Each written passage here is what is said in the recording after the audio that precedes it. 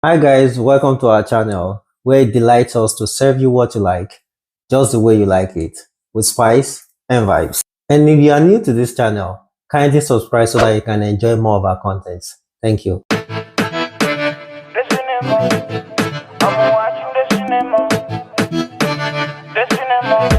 Linda GB na gwera.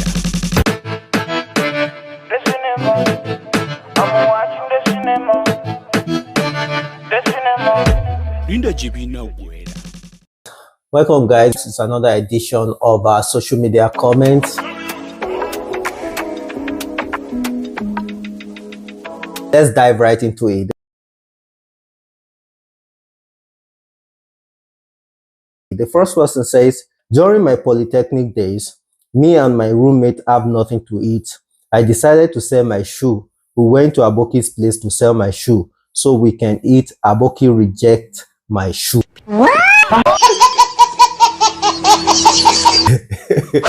Now that's funny. You know, this reminds me of something that happened to me in my university days too. That's why I can't really laugh it all, because I can relate to this particular thing. All right, this happened when I was in 100 level. I was at home. From home they give me food stuff and all that, and this particular time I have food stuff, a lot of food stuff, but I did not even have cash. Okay, no cash at all on me. So what I decided, and I was very hungry, like I'd been managing, I was staying alone then, you know, I've been managing, what can I do, but I have not eaten for like almost 2 days. So the second day I was like, okay, I'm not going to die, I'm just going to do something about this. So I now took some tubers of yam. I took it to this mama. She sells roasted yam. So I took some tubers of yam to her so that I can sell to her. And I got there and she said no, that she's not buying. I was like, I was so disappointed. I was like, God, what is this? So I think that day was my first I need to make money moment.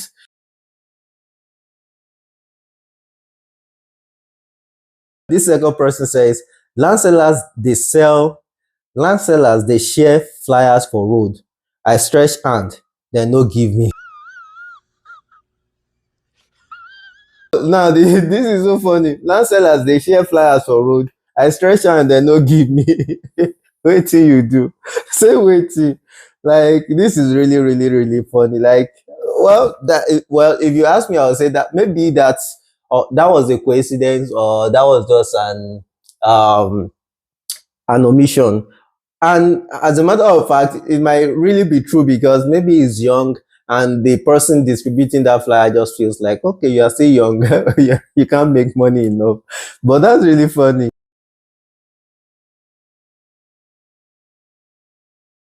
This girl I used to date never asked me for a thing. I'll go to her house empty-handed every time.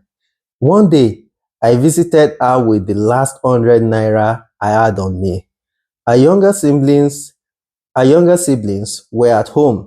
She called me to one side and said, at least be buying biscuits for them when coming. Wow. Wow. I don't even know how to react to this, whether I should laugh, whether it's funny, or because I could actually feel the lady's pain, because based on what he said, the girl doesn't ask. So I'm very sure she must have been bottling it up, like, okay, what's up? Okay, like, at least, I know you don't have, but at least something, can come. So that's just, but it's good that the guy sees this as his own I need to make money moment, and I guess he's making it now. But that's just funny.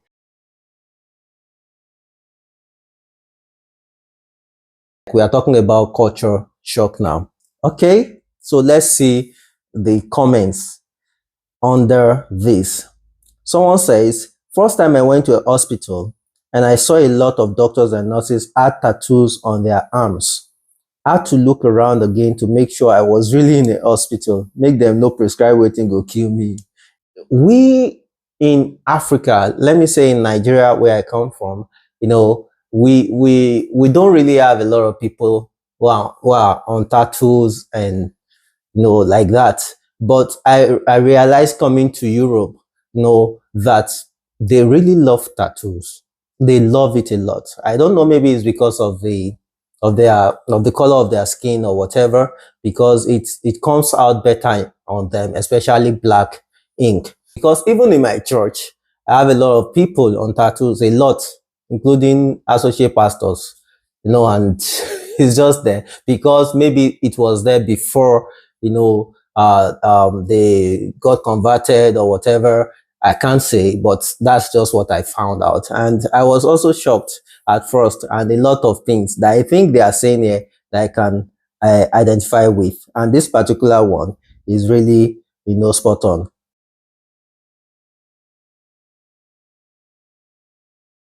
All right, guys. So let's look at another comment here. It's only in Nigeria you'll be cramming formulas up and down. First test I ever wrote abroad, they gave us a 2-page sheet filled with formulas. I called the invigilator myself. Excuse me, sir. Ó dàbí ẹ ti fún wa ní expo before them say I dey shit. This is really okay. This is it. Actually, all right. For those who don't understand the interpretation, excuse me, sir. Ó dàbí ẹni pé ẹ ti fún wa ní expo means it's like you have given us expo, you have given us the answer to the questions already. And this is quite, for me, I don't see this as that hilarious because it's just painful that the way education in Nigeria is, it's just like you're going to a battlefield. It's just like your lecturers are trying and doing everything to ensure that you fail. They are not giving you exams, they are not giving you tests to really try your intellectual capacity, so to speak.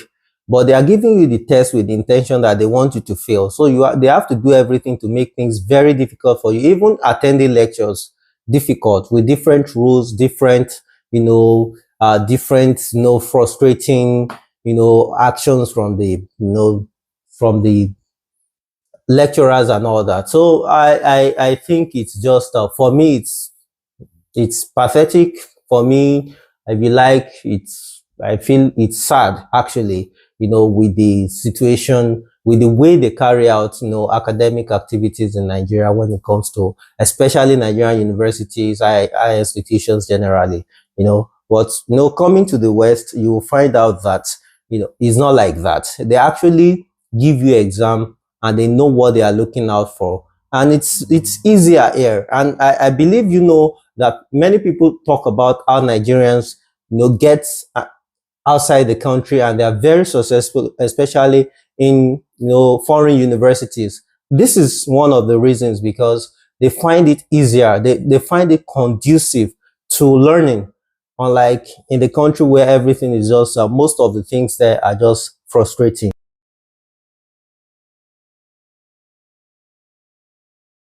The next comment says, I started a Bible class in London. After an evening class, our group pastor asked for those who were interested in going to the bar for 1 or 2 glasses of beer. I shocked. I quickly went, and lo and behold, over a glass of beer, the conversation was still about what we studied in church. Wow, I think I'll say wow to this because like I said, I also live in Europe, so I've not seen this kind of. I think I don't know the kind of church, so I don't want to sound like I'm judging, but I've seen people take break during church, like when the church service is ongoing, and then they just go and smoke outside.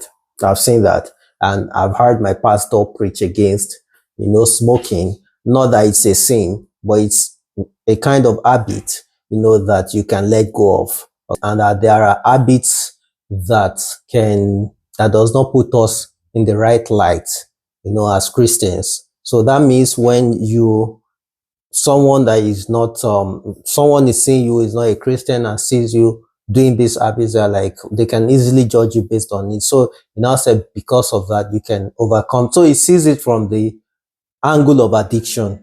How will your group pastor take you out, to a bar, and then you are discussing, you're having Bible study conversation over, over a cup of beer?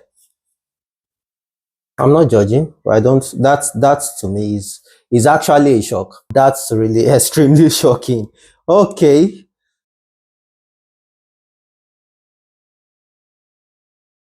The first job I got, the oga would always say, "Thank you for your hard work today. Really, I appreciate you." I was always confused because no go pay me. Okay, so this happened to me as well. I think my second job.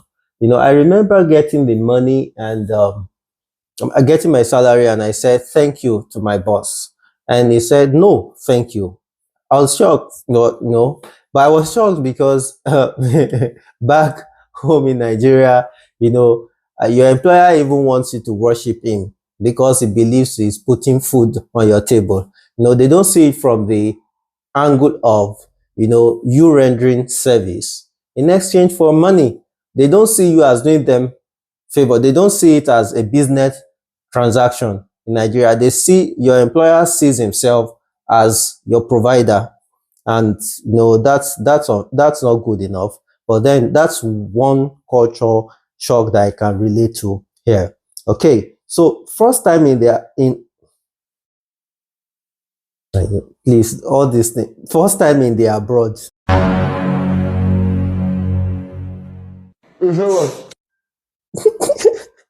Okay, let me continue. First time in the abroad, I looked at the time and it was 8 p.m. I was so confused. 8 p.m. and sun still day outside. Everyone else was cool about it except me, JJC. I had to message my mama to tell her about it. Yeah, this is really, especially in summer. It's just crazy. The first time I came in winter. I came during winter, and at 5 p.m. it was already dark. I was like, what? What is this? Because everywhere was dark. Around 5, 6 p.m. it was like 9 p.m. in Nigeria. Or yeah, around it was like 9 p.m. in Nigeria. I was like, what is happening here? And then summer came, and it's like, oh, around 9 p.m. It was still like 6 p.m. in Nigeria because everywhere was still very bright. So that's the way it is. In summer, 9 p.m. is very bright. It's still very bright. You can see everybody. At 9 p.m. Whereas during winter, at 5 p.m. everywhere is dark. So that's also a culture shock that's something shocking to me that I can also relate to based on this person's comment.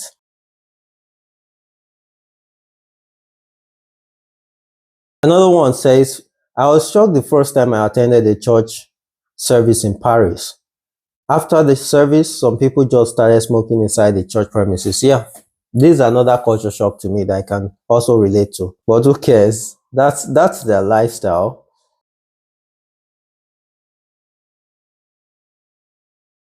All right, another one says two guys added a church to their will and both donated $3 million. Priest mentioned it in church and encouraged us to use our offering to help other causes because they had met their yearly budget.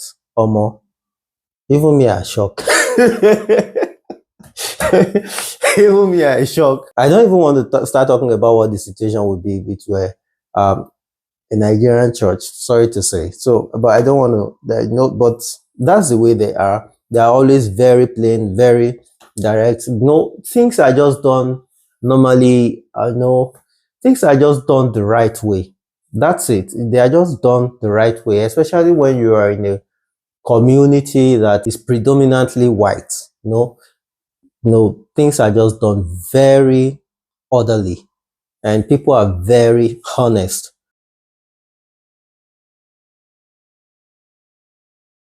This one says, my boss, who has a PhD in nursing from Harvard University, introduced herself as, say, Suzanne, but told us to call her Susie. She's in her 50s. I emailed her one day, and out of respect, I addressed her as Mrs., but she replied and said, Susie is fine. And that's it. Susie is fine. That's it. That's their life. They like you calling them, by their first name. They don't take offense. At work, I shake hands with elderly people, and they see that as you respecting them. But don't try that at home. It's like It's like a suicide attempt. Okay, so well, it's that to me as well. It's a culture shock because when I started my first work, I was also using SASA. I was using SASA for my employer, and it like, no, I don't do that. We work together, so just call me by my first name, and that's it. And they actually take offense. When they take offense when you use SARS, or you are, you know using what we call respect. You are closer when you use your first name or when you use their first name.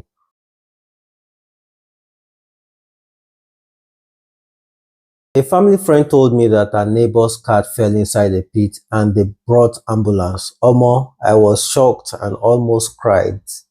Okay, the crying part I don't understand. Why would you cry? I think that's an exaggeration. Well, it's your feelings, so I don't know. I don't know what makes you cry. So I'm sorry about that. I wouldn't call it an exaggeration, but that in itself is another shock to me. Okay, but yes, they take their pet as one of their family members, and so they treat them the same way they treat human beings. They have no, of course, in Nigeria we also have veterinary doctors, but here they have hospitals. A lot of hospitals, not just, they have a lot of private hospitals for pets.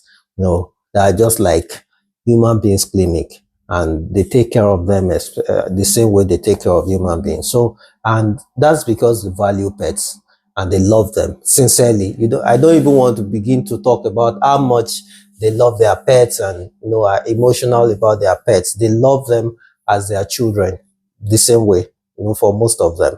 So they care, yeah, they care about their pets.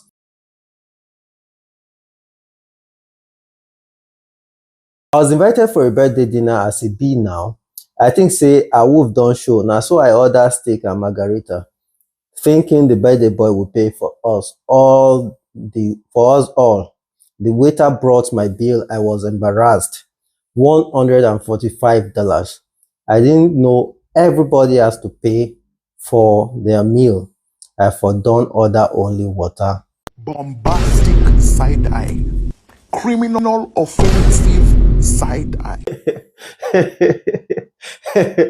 Oh my God. Okay.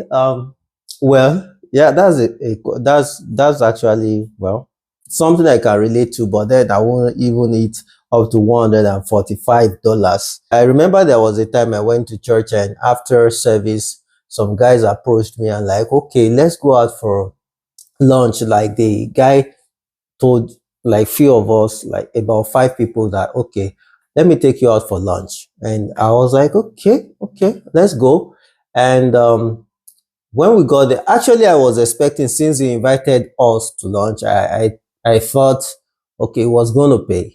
But then when I found out that other people that he also invited were paying for their meals, I didn't wait for anybody to tell me before I paid, for my own meal. And we just sat around and we ate and discussed, and that's it. So I was shocked that day, but then I adjusted immediately.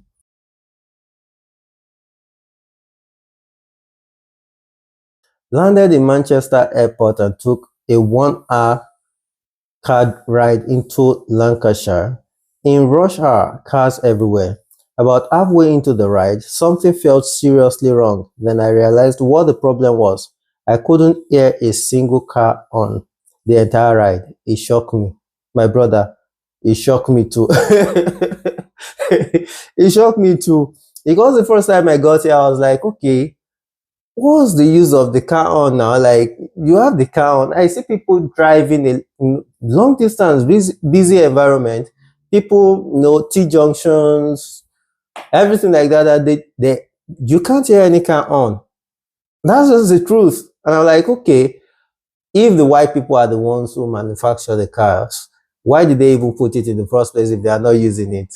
Because coming from Nigeria or more, cars you use it for a lot of things. You use it to greet your friend, you use it to even sing on your radio. Why play music? You use it. It's just so funny, but I think it's nice in some ways. I think why it's possible here is because they obey traffic rules most of the time. That's it.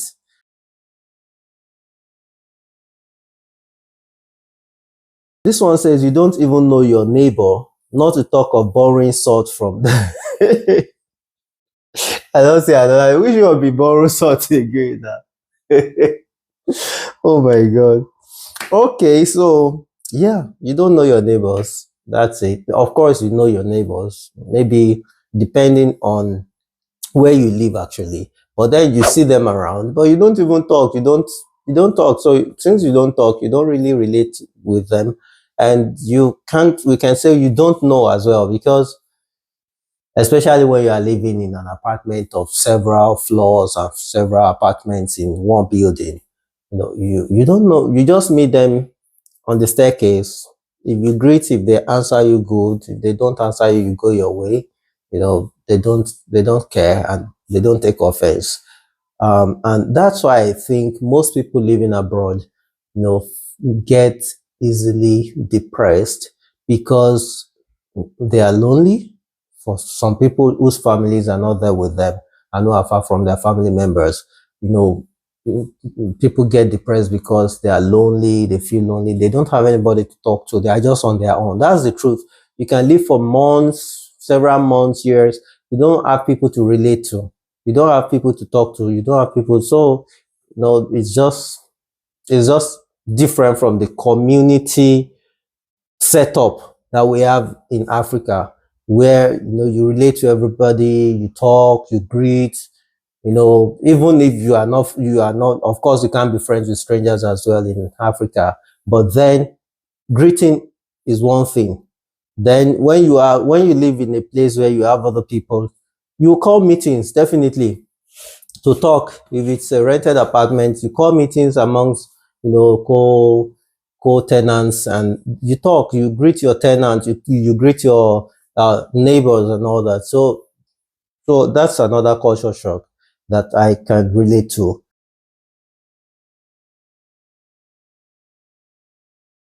This comment says, bought some shirts in a store in the US in 2017 and was just in a hurry, didn't try them on. Wore two of them and it didn't fit well. A friend told me I could return them in exchange for my money. I was shocked the store accepted everything back in exchange for my money. Yes, that's true and shocking.